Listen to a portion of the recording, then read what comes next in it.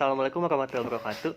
Nama saya Muhammad Rehan Anabrisgolo, NIM 1903138. Pada kesempatan kali ini kita akan membahas tentang Pancasila sebagai filsafat. Namun sebelum kita masuk pada pembahasan tersebut, pertama kita akan bahas tentang apa itu filsafat. Yang pertama yaitu apa itu filsafat. Filsafat berasal dari bahasa Yunani, yaitu filosofia, filos yang artinya cinta dan sofia yang artinya kebijaksanaan. Oleh karena itu, filsafat mengandung arti bahwa cinta akan kebijaksanaan atau hakikat mencintai. Jika dikaji lebih dalam lagi, berfilsafat berarti berpikir secara mendalam atau merenung tentang sesuatu secara sungguh-sungguh dengan menggunakan metode secara sistematis, logis, kontemplatif, menyeluruh, dan universal untuk mencari hakikat-hakikat kebenaran dari sesuatu sampai ke akar-akarnya. Selanjutnya ada aliran-aliran filsafat. Yang pertama ada aliran materialisme. Aliran materialisme meyakini bahwa realitas kesemestaan ialah suatu materi. Semua realitas ditentukan oleh materi dan terikat pada hukum alam.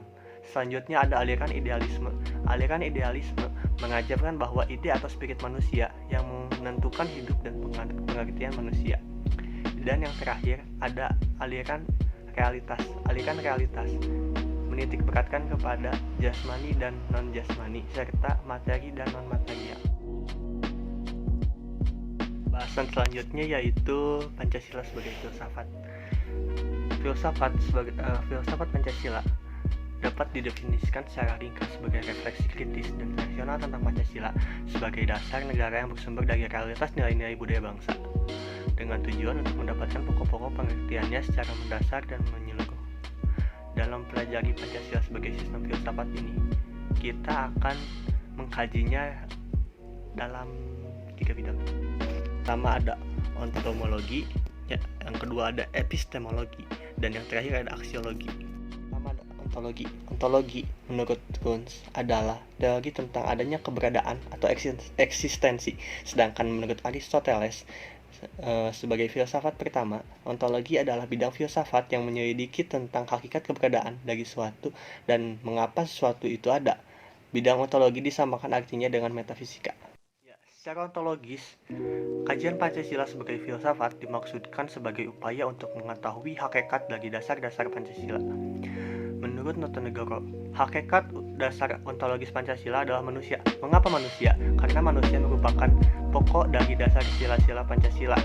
Hal ini dapat dijelaskan bahwa yang berketuhanan yang Maha Esa, berkemanusiaan yang adil dan beradab, berkesatuan Indonesia, berkerakyatan yang dipimpin oleh hikmat kebijaksanaan dan permusyawaratan kewakilan, serta yang berkeadilan sosial bagi seluruh rakyat Indonesia adalah manusia itu sendiri.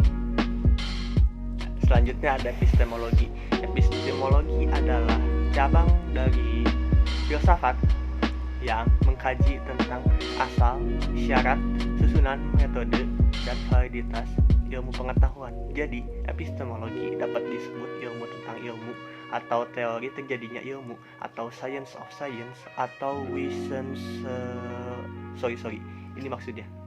Ya, yang termasuk cabang epistemologi adalah matematika, logika, gramatika, dan semantika. Menurut Titus, terdapat 3 persoalan yang mendasar dalam epistemologi.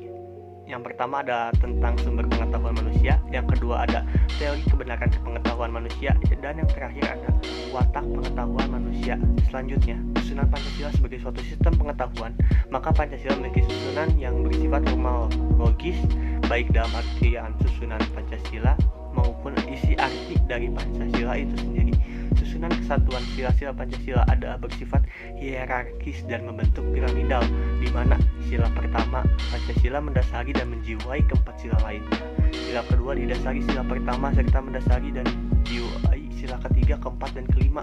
Sila ketiga didasari dijiwai sila pertama dan mendasari dan menjiwai sila keempat dan kelima, dan selanjutnya juga seperti itu. Dan selanjutnya ada aksiologi. Menurut Gunz, berasal dari istilah Yunani axios yang berarti nilai, manfaat, pikiran, atau ilmu teori. Dalam pengertian yang modern disamakan dengan teori nilai, yakni sesuatu yang diinginkan, disukai, atau yang baik, yang berharga atau yang berguna bidang yang menyelidiki hakikat nilai, kriteria, atau kedudukan metafisika suatu nilai. Menurut Profesor Bramhelt, aksiologi dapat disimpulkan sebagai suatu cabang filsafat yang menyelidiki 1. Tingkah laku moral yang berwujud etika, 2. Ekspresi etika yang berwujud estetika atau seni dan keindahan, dan yang terakhir ada sosiopolitik yang berwujud ideologi. Kajian aksiologis Pancasila pada hakikatnya membahas tentang nilai-nilai praksis atau manfaat suatu pengetahuan nilai Pancasila.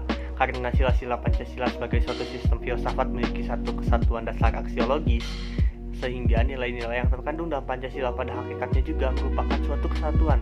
Selanjutnya, aksiologi Pancasila mengandung arti bahwa kita membahas tentang filsafat nilai Pancasila. Istilah nilai dalam kajian filsafat dipakai untuk merujuk pada ungkapan abstrak yang dapat juga diartikan sebagai keberhargaan dan kebaikan. Yang terakhir ada tantangan Pancasila sebagai sistem filsafat.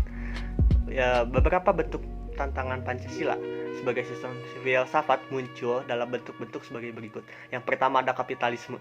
Sebagai yang kita tahu, kapitalisme adalah aliran yang meyakini bahwa kebebasan individual pemilik modal untuk mengembangkan usahanya dalam rangka meraih keuntungan sebesar-besarnya merupakan upaya untuk menyejahterakan masyarakat.